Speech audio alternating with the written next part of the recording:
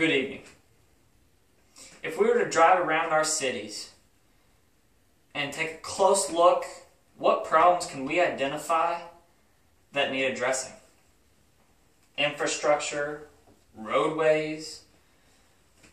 How about the homeless individuals that are sleeping under bridges, in culverts, etc., just begging for money and food on the corners, trying to make it day by day?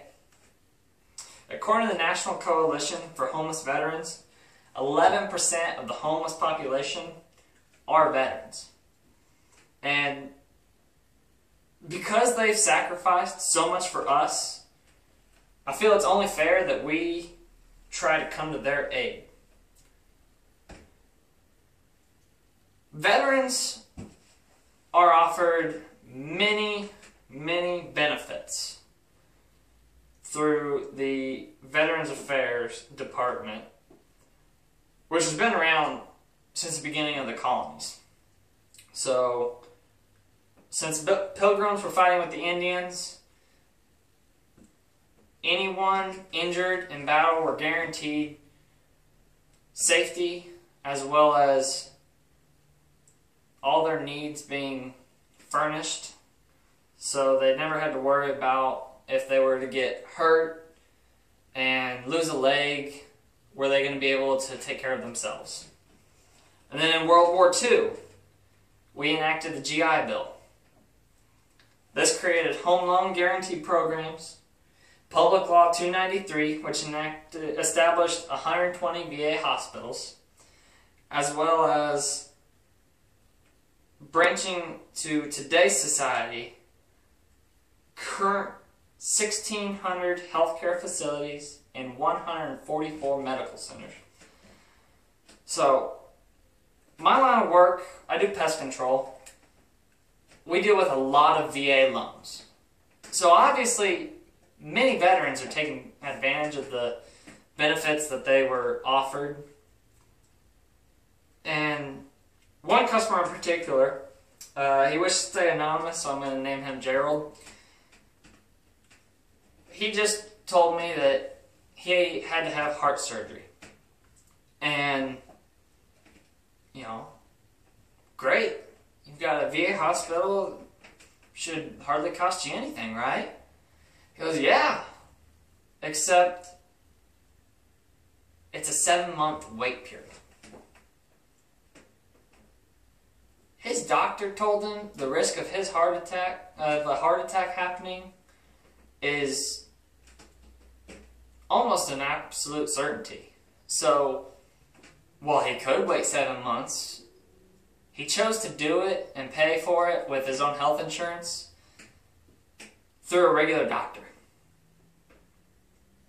Now, if Gerald's having to pay more money for something that he has benefits that should take care of it, obviously there's something wrong with the system.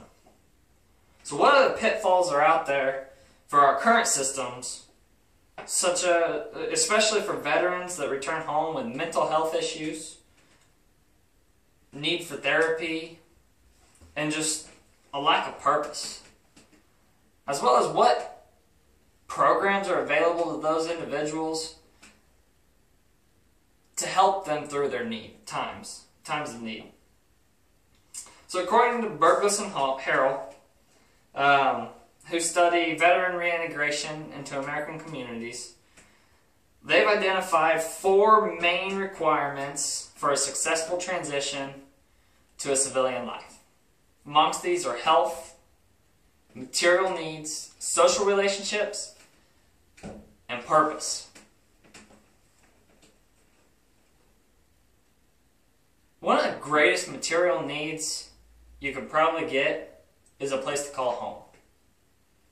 And then purpose and social relationships seem to kind of go hand in hand. If an individual feels left out or unwanted from society, or they've lacked that purpose to live their life as a productive member of society, there's nothing to keep them rooted. They have nothing to focus their time, energy, attention on, so they can pretty much just become a drifter or nomad and easily fall into the category of homelessness. So, Philip Carter, a senior fellow and director of Military Veterans Society at the Center for New American Security, calls for a change that needs to be made. In his article, What America Owes Its Veterans, he identifies many issues such as medical care and the difficulty accessing benefits, as I previously mentioned with Gerald's case. Philip Carter feels that special attention should be made to the system of disability compensation, as well as branching into the private sector to shorten wait times, again, which would have benefited Gerald. Megan Cusack, a health services researcher with the Birmingham Branch Medical Center for VA, as well as is affiliated with Department of Veterans Affairs amongst homeless veterans, has performed many studies and performed many statistical methods for data retrieval and performed chi-squared testing to analyze the deviation across the data collected. And amongst her research, she's found that common causes of individuals faced with VA housing benefits, as well as communication, affordable, and adequate housing, are problems deeply rooted in the homeless, or in the housing availability.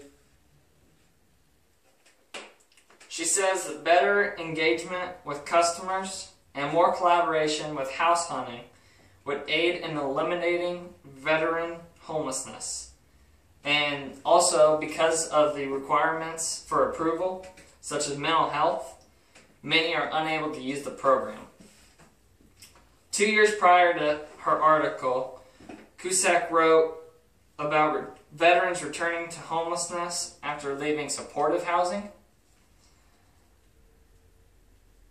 Here, she learned that 10% of veterans return to homelessness after leaving a program within a year.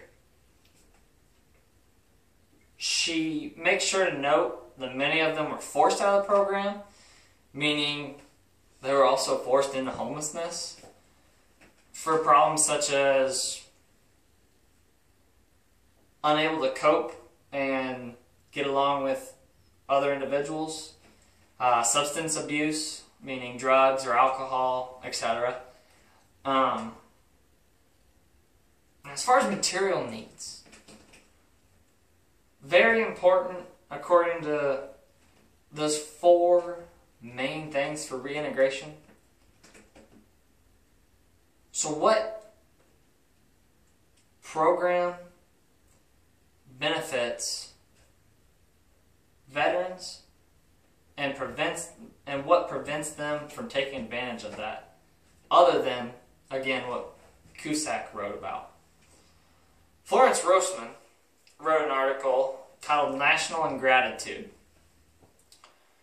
He found it troublesome that the choice to rent as opposed to buying a house is not covered for housing aid. Wouldn't that be more cost effective from a government standpoint for funding? Because in today's day and age, many people choose to rent as opposed to own because it makes it easier to travel. Payments are typically around the same, if not cheaper. And so, without the assistance from those programs, as well as the competitive market power that that program offers, many veterans may end up choosing homelessness for the sheer fact that they can't afford to own and quickly lose out on rent. So, as I've said, social relationships and purpose kind of go hand in hand. So while many veterans can find a place in their community, there's many programs available to help them with establishing that purpose and engaging with other citizens and even veterans. One of these that I found through much research is the Mission Continues Fellowship Program. This program is a group that engages with veterans during their transition to civilian life through the use of community service and community betterment. They help those individuals participating learn proper goal setting and social interaction through the course of two main parts. The first part, they go out and they recruit. This teaches them how to communicate and interact with individuals. And then the second part is service. So, the Mission Continues Fellowship Program keeps statistics on their completion rates, and they found that veterans with PTSD, depression, or other disorders identify the greatest improvement and satisfaction with the program. So if their use of service to reintegrate veterans works, how can we implement that in our local area, Kansas City, to decrease the homeless population? Dr. Ben Carson wrote an article titled, "Homelessness Knows No Season. Be part of the solution." This was published in USA Today in December of 2017. In his article, he wrote that 554,000 individuals experienced homelessness on a single night during January of that year. Also in his article, he references Kansas City for their recent announcement of trying to bring veteran homelessness to an end. This can be credited to Mayor Sly James. Mayor Sly James holds homelessness, especially veteran homelessness, close to his heart. I actually had the chance to speak with two key individuals close to the mayor, one being Joni Wickham and the other Kevin McManus. Both discussed how the mayor wishes to bring about a special appeal to businesses and outside entrepreneurs and create not only a feeling of complete, great infrastructure and transportation solutions, but as well as the key component of ending homelessness. So, they state that by showing we care about our citizens, in this case, homeless individuals, we put off a more friendly vibe that appeals to everyone's good-hearted nature and makes us seem like a community worth bringing business to and helping flourish. Councilman McManus explained why we have issues with funding solutions. He stated that we have a landmass bigger than San Francisco, but without the body count. That really resonates with me, and I find that particularly troublesome because it's absolutely correct. We're trying to fund infrastructure, roadways, all these things that we've identified as problems, but don't have the necessary monetary funding to do so. When asked how we could end homelessness, especially knowing we don't exactly have the funding to do so, he stated, movement starts with action, so just start trying things. I really took this to heart and talked with several other individuals and came up with a solution that combined the Berglas and Harrell's service model all into one concept. So, we could take abandoned schools or office buildings and turn them into living areas. These living areas would have kitchens for food, a healthcare wing for general, bumps and bruises, flu shots, vaccines, anything like that, as well as community room to help teach social engagement, and anything else you really wanted to include. The best part about an idea like this is that the work can be performed by the veterans taken off the streets. They can be taught trade skills such as plumbing, painting, drywall, etc., which is going to get them set up for a career outside of the program as well. So within the program, they're learning these skills. The program can offer them services such as simple health care, in a healthcare wing, paperwork assistance for learning how to fill out tax stuff, the paperwork required for taking advantage of VA benefit hospitals, etc., as well as resume building and other career preparation, psychiatry sessions to help prepare them for the outside world when they're out on their own.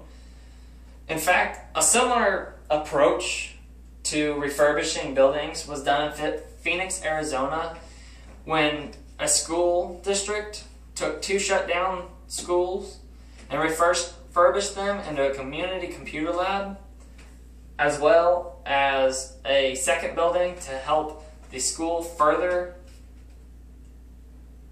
teach and further their school curriculum.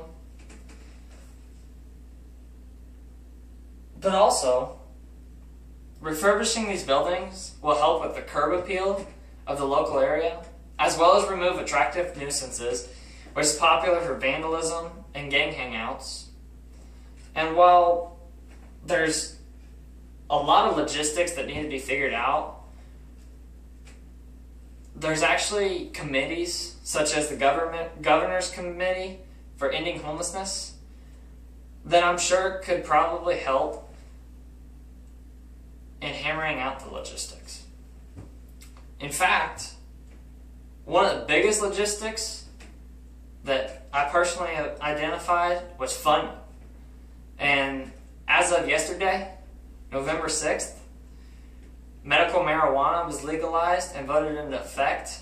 So I know one of the amendments was to take the taxes on that and put it towards veteran benefits. So maybe by amending that, we can help fund programs such as this one and any others that are currently in the process, and help end the veteran homelessness in Kansas City, and with the right success rate, possibly the world. So, while it's important to do your part in voting,